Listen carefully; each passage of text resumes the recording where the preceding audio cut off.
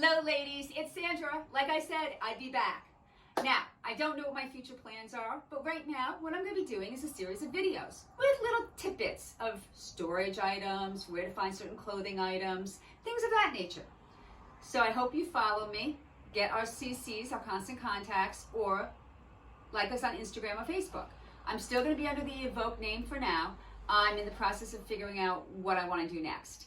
Today's tip, though, what I'm going to talk about today, is storage and storage of sweaters. What's important about storing of sweaters? Well, if you live in an 1829 farmhouse like I do, first of all, I have not enough storage space. Second of all, I have all sorts of little critters around, especially moths. So, recently I purchased a hope chest. The reason I got the hope chest is it's cedar lined. Cedar lined hope chests are the best for storing sweaters. They normally aren't too wide, so they don't take up too much space. They're deep, they're fantastic for storage all year long. I will be using mine for my sweaters to go-to sweaters. That means the sweaters that I'm going to use the most this winter, I will do. The other thing about cedar chests is make sure when you purchase one, because you really want to go for like a 1930s, 1940s. I mean, you can always modernize the look by painting and things of that nature. The reason I settle on those time periods is when cedar chests and hope chests were the most popular. But when you're buying one, and Facebook Market's great for that, make sure it never had mothballs in it. Once a mothball is in a cedar chest, it penetrates the cedar and there is no getting rid of the smell. So that's the first tip about buying a storage chest.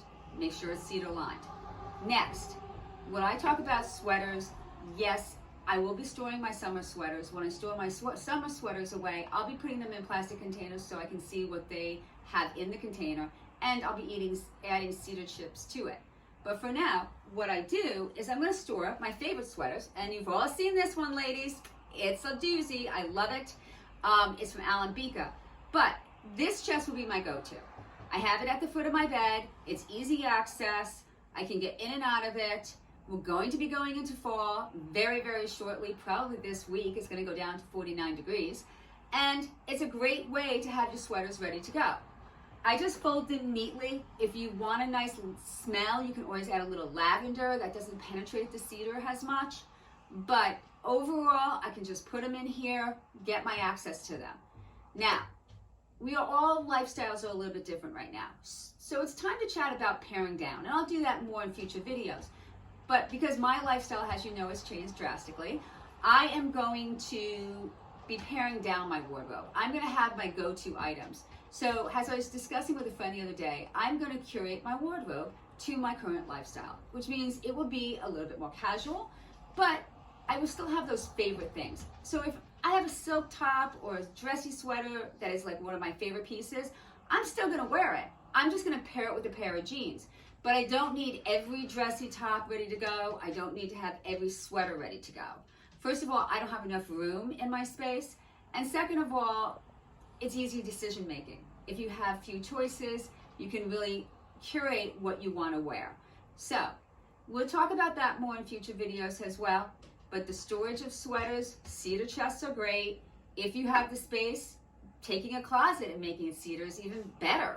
I grew up with a cedar closet in our house. It was wonderful. That is our tip of the day. Keep in touch with me. I will be on the road to Rehoboth Beach this weekend. I'm hoping to go into some boutiques where I might find labels that you're all familiar with, and I can give you some ideas for fall. And I hope I chat with all of you soon. You know how to contact me. Sandra at Evoke Style. That email is still good. So just keep in touch. Take care now.